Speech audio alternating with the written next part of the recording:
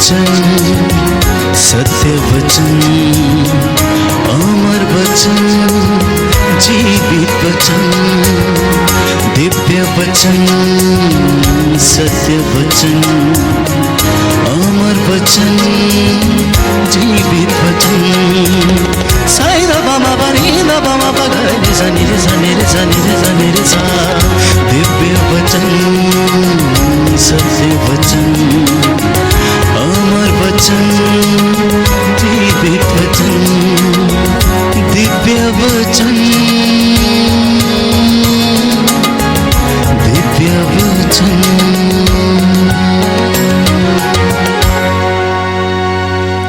पिता पुत्र पवित्र आत्मा के नाम पर आमीन।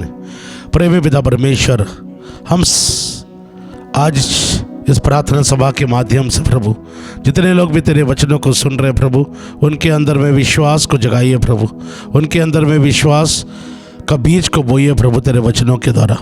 मेरे प्रिय भाई और बहनों, प्रभु का वचन हमें बताते हैं मत्ती का सुसमाचार 9 पद संख्या 27 में दो अंधों का चंगाई, जो प्रभु यीशु उनको चंगा करते हैं। मत्ती का सुसमाचार 9 पद संख्या 27 में हम प्रभु का वचन को पढ़ेंगे।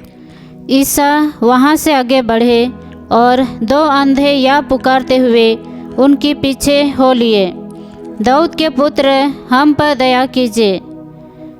जब ईसा घर पहुँचे तो ये अंधे उनके पास आए। ईसा ने उनसे पूछा, क्या तुम्हें विश्वास है कि मैं यह कर सकता हूँ? उन्होंने कहा, जी हाँ प्रभु। तब ईसा ने यह कहते हुए उनकी आँखों का स्पर्श किया। जैसा तुमने विश्वास किया वैसा ही हो जाए। जैसे तुमने विश्वास किया वैसे ही हो जाए। और दो अंधे लोगों को प्रभु ने चंगा किया। मेरे प्रिय भाई और बहनों, तुम्हारा विश्वास ने तुमको चंगा किया।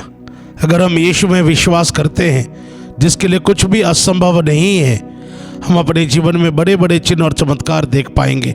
प्रभु हमारे जीवन को भरपूर आशीष दे पाएंगे। वो यीशु जिसके लिए कुछ भी असंभव नहीं है, जो सब कुछ कर सकता है। लूकास के सुसमाचार 1 पद संख्या 37 में हम प्रभु का वचन को पढ़ते हैं। संत लूकास के सुसमाचार 1 पद संख्या 37 में हम प्रभु का वचन को पढ़ेंगे। क्योंकि ईश्वर के लिए कुछ भी असंभव नहीं है। ईश्वर के लिए कुछ भी असंभव नहीं है। प्रभु यीशु मसीह के लिए कुछ भी असंभव नहीं है। मत्ती का सुसमाचार 28 पद संख्या 18 और 19 में हम प्रभु का वचन को पढ़ते हैं। संत मत्ती का सुसमाचार 28 पद संख्या 18 और 19 में हम प्रभु का वचन को पढ़ेंगे। तब ईसा ने उनके पास आकर कहा, मुझे स्वर्ग में और पृथ्वी पर पूरा अधिकार मिला है। मुझे स्वर्ग और पृथ्वी के ऊपर हर चीज के ऊपर प्रभु का अधिकार है। रोग बीमारी के ऊपर यीशु मसीह का अधिकार है। मनुष्य के ऊपर प्रभु का अधिकार है। मौसम के ऊपर प्रभु का अधिकार है। आंधी तूफान के ऊपर प्रभु का अधिकार है। जंगली जानवर के ऊपर प्रभु का अधिकार है। दुष्ट आत्मा के ऊपर भी प्रभु का अधिकार है। प्रभु हमारा शक्तिशाली है। और मेरे प्रिय भाई और बहनों, वो प्रभु के लिए कुछ भी असंभव नहीं है। और जो भी उस पर विश्वास करता है, भरोसा करता है, प्रभु उसको शर्मिंदा होने नहीं देता है। पहला पेतरुस 2 पद संख्या 6 में अगर हम विश्वास करते हुए प्रभु के पास आएंगे, प्रभु से मदद मांगेंगे, प्रभु हमें शर्मिंदा होने नहीं देगा। प्रभु हमें लज्जित होने नहीं देगा। पहला पेतरुस 2 पद संख्या 6 को प्रभु का वचन को पढ़ते हैं। इसलिए धर्म ग्रंथ में यह लिखा है, मैं सियोन में एक चुना हुआ मूल्यवान कोने का पत्थर रखता हूँ, और जो उस पर भरोसा रखता है उसे निराश नहीं होना पड़ेगा। जो यीशु में भरोसा करके आता है वो कभी खाली हाथ नहीं जाएगा। उसको हताश और निराश होना नहीं पड़ेगा, क्योंकि वो दयालु है, वो प्रेमी है। जो भी कोई उसके पास आता है, मांगता है, उसको मिलता है। संत यूहन्ना के सुसमाचार 6 पद संख्या 37 में हम प्रभु का वचन को पढ़ते हैं। संत यूहन्ना के सुसमाचार 6 पद संख्या 37 में हम प्रभु का वचन को पढ़ेंगे। पिता जिन्हें मुझको सौंप देता है वे सब मेरे पास आएंगे, और जो मेरे पास आता है मैं उसे कभी नहीं ठुकराऊंगा। जो यीशु में विश्वास करके प्रभु से मांगता है, यीशु के पास आता है, वो कभी खाली हाथ नहीं जाता है। ये प्रभु का मुंह से निकला हुआ वचन है। हमारा प्रभु कभी झूठ नहीं बोलते हैं, क्योंकि वो दयालु है। वो किसी को वापस नहीं करता है, किसी को अनदेखा नहीं करता है, क्योंकि वो सभी प्राणियों को प्रेम करता है। मेरे प्रिय भाई और बहनों, हम देखते हैं मार्कुस का सुसमाचार 5 पद संख्या 25 में हम प्रभु का वचन को देखते हैं। मार्कुस का सुसमाचार 5 पद संख्या 25 में एक स्त्री के बारे में सुंदर घटना को हम पढ़ते हैं। एक स्त्री 12 वर्ष से रक्तस्राव से पीड़ित थी। अनेक वैद्यों के इलाज के कारण उसे बहुत कष्ट सहना पड़ा था और सब कुछ खर्च करने पर भी उसे कोई लाभ नहीं हुआ था, बल्कि वो और भी बीमार हो गई थी। उसने ईसा के विषय में सुना था, उसने यीशु के बारे में सुना था कि यीशु चंगा करते हैं, यीशु के लिए कुछ भी असंभव नहीं है। और उसने यीशु के बारे में सुना था और उसके अंदर में विश्वास जाग गया कि अगर मैं भी यीशु के पास जाऊंगी, प्रभु मुझे चंगा करेगा। इसलिए हमने पढ़ा था रोमे का पत्र 10 पद संख्या 17 में विश्वास कैसे उत्पन्न होती है। प्रभु का वचन को सुनने के द्वारा, यीशु मसीह के बारे में जानने के द्वारा हमारे अंदर में विश्वास उत्पन्न होती है। मेरे प्रिय भाई और बहनों, जब हम यीशु के बड़े बड़े चिन्ह और चमत्कार को प्रचार करते हैं, लोगों के अंदर में विश्वास जागता है।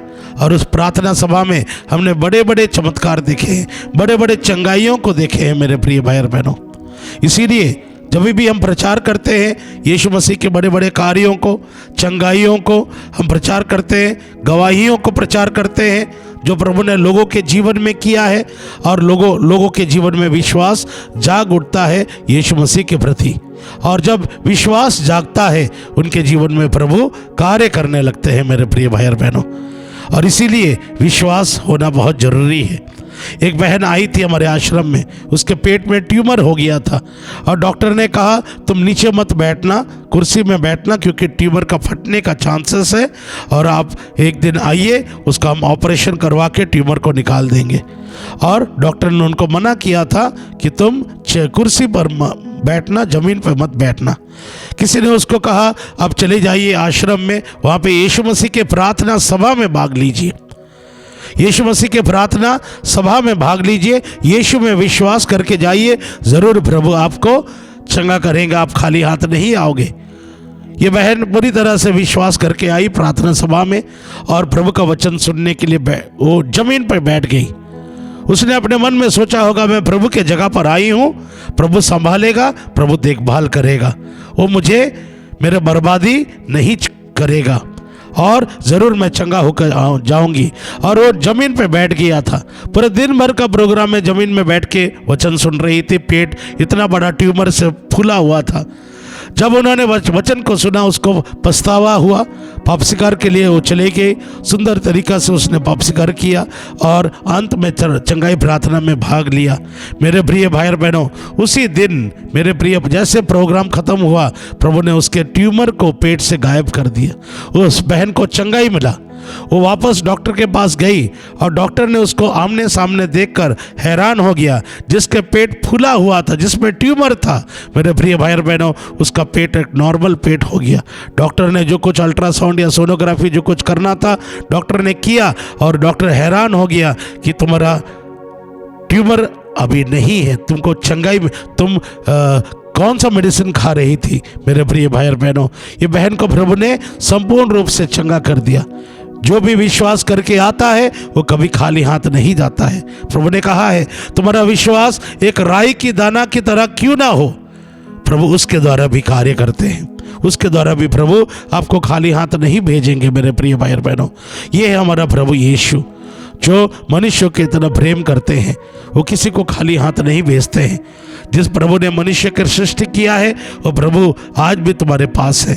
स्तोत्र ग्रंथ 34 पद संख्या 18-19 में हम प्रभु का वचन को पढ़ते हैं। स्तोत्र ग्रंथ 34 पद संख्या 19 में, क्या आज अपने बीमारी को लेकर बहुत परेशान है, अपने पति का समस्या को लेकर परेशान है, अपने बच्चों का बीमारी को लेकर परेशान है, अब यीशु में विश्वास कीजिए, प्रभु यीशु से प्रार्थना कीजिए। पढ़िए स्तोत्र ग्रंथ 34 पद संख्या 19 को पढ़िए। प्रभु दुखियों से दूर प्रभु नहीं है, दुखियों से दूर नहीं है, जिनका मन टूट गया, जिनका मन टूट गया प्रभु उन्हें संभालता प्रभु है। उनको संभालता है। प्रभु दुखियों से दूर नहीं है। जिनका मन टूट गया है प्रभु तो उनके संभालते। याद रखिए प्रभु आपके पास है, प्रभु आपके साथ है। हो सके आप प्रभु को देख नहीं पाते हैं, लेकिन प्रभु हर समय आपके साथ वो चल रहा है, क्योंकि उसने कहा है मैं संसार के अंत तक मैं तुम्हें कभी नहीं छोड़ूंगा। क्योंकि उसने कहा है मैं तुम्हें कभी अनाथ नहीं छोड़ूंगा, मैं तुम्हारे साथ रहूंगा। डरो मत, मैं तुम्हारे साथ रहूंगा। हाँ मेरे प्रिय भाई और बहनों, जिस प्रभु ने प्रतिज्ञा किया है वो आज भी हमारे साथ है। प्रभु का वचन कहता है स्तोत्र ग्रंथ 50 पद संख्या 15 में, दुख संकट में तुम मुझे पुकारो, मैं तुझे जवाब दूंगा, मैं तुझे मदद करूंगा। एक बहन आई थी, उनके 2 बच्चे लोग थे और वो रो रही थी, और उसका प्रॉब्लम यही था कि उसके पति एक दूसरे औरत के चक्कर में फंसा हुआ था। वो औरत शादीशुदा थी, उनके बच्चे लोग थे।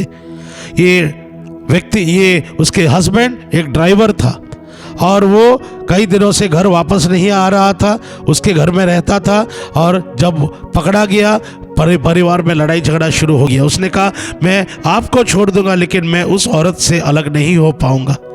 ये बहन बुरी तरह से टूट गई, हताश हो गई, और हमने कहा था आप यीशु में विश्वास कीजिए, अब प्रभु से प्रार्थना करना शुरू कीजिए, प्रार्थना का समय को बढ़ाइए, प्रार्थना का समय को बढ़ाइए।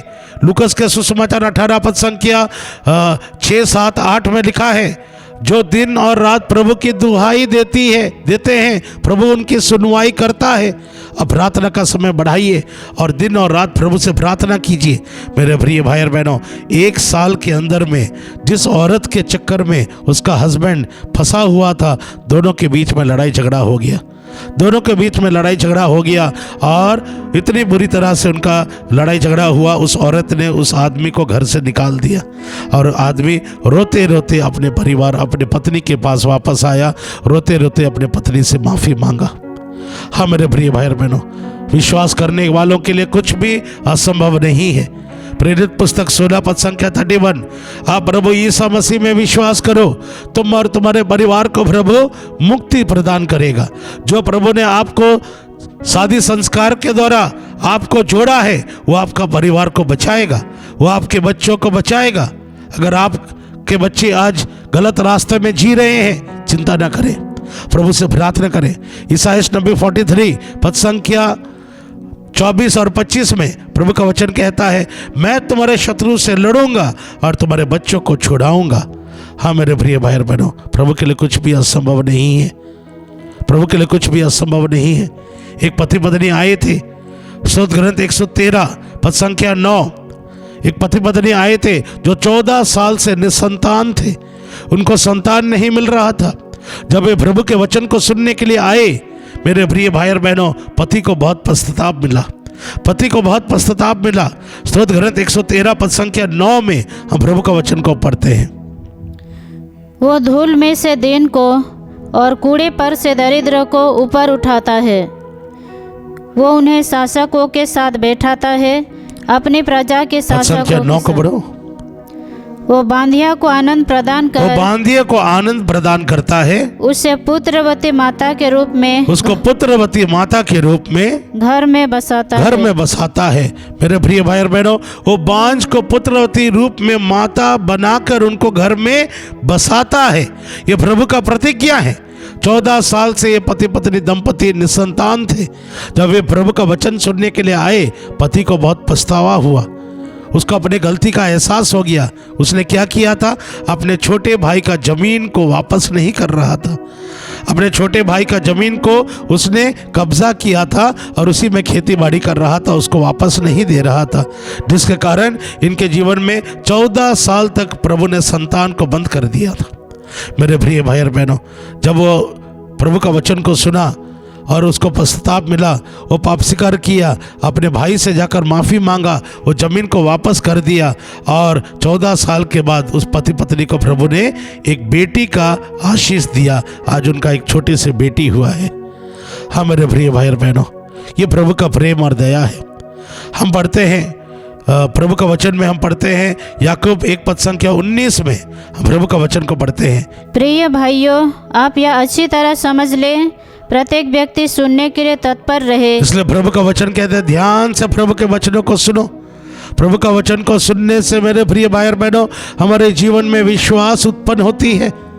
जो विश्वास यीशु मसीह में हमें हर प्रकार के आशीष और कृपाएं ला सकता है। इब्रानी 11 पद संख्या 6 को बढ़ेंगे। विश्वास के अभाव में कोई ईश्वर का कृपा पात्र नहीं बन सकता।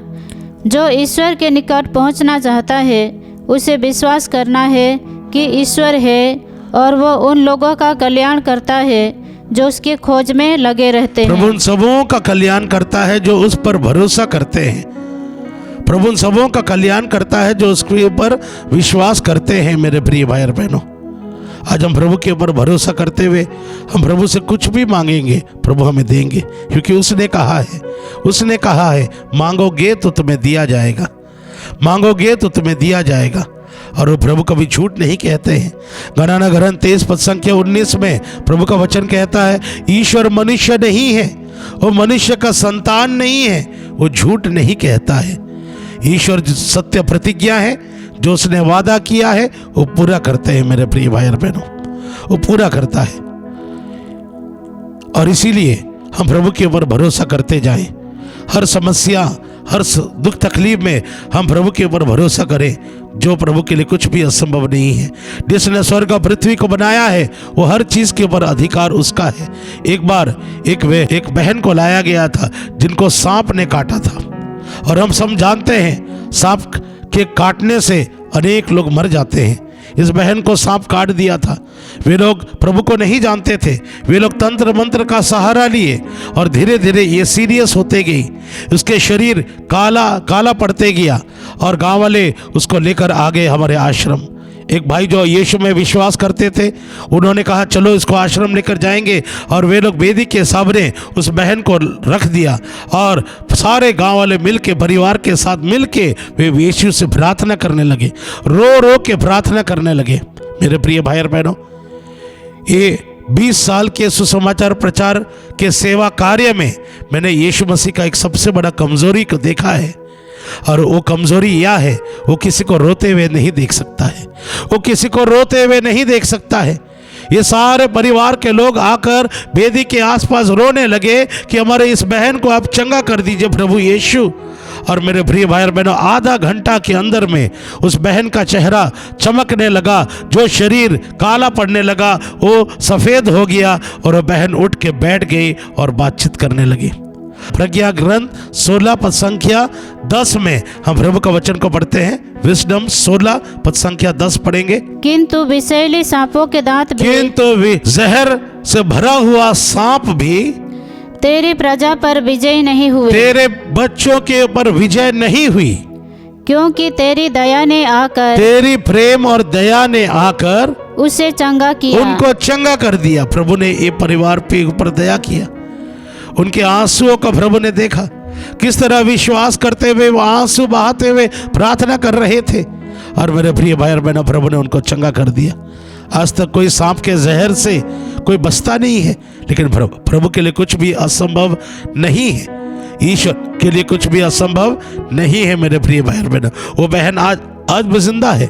उन्होंने बपतिस्मा ग्रहण किया, और ये चमत्कार के द्वारा उनके पूरे गांव अभी प्रभु के ऊपर भरोसा करने लगे, विश्वास करने लगे। मेरे प्रिय भाई और बहनों, प्रभु हमारा चमत्कार करने वाला ईश्वर है।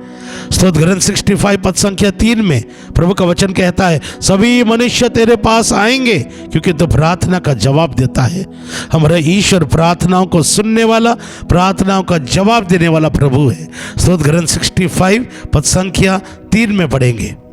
सब मनुष्य तेरे पास आते हैं, सब मनुष्य तेरे पास आते हैं क्योंकि तू प्रार्थनाएं सुनता क्योंकि है। तू प्रार्थनाओं का जवाब देता है। मेरे प्रिय भाई और बहनों, हमारा प्रभु जीवित है, वो सुन सकता है, वो बोल सकता है, और वो चमत्कार करता है, और वो मनुष्य के प्रति बहुत दयालु है, और मनुष्य के प्रति उसका प्रेम और दया कितना महान है।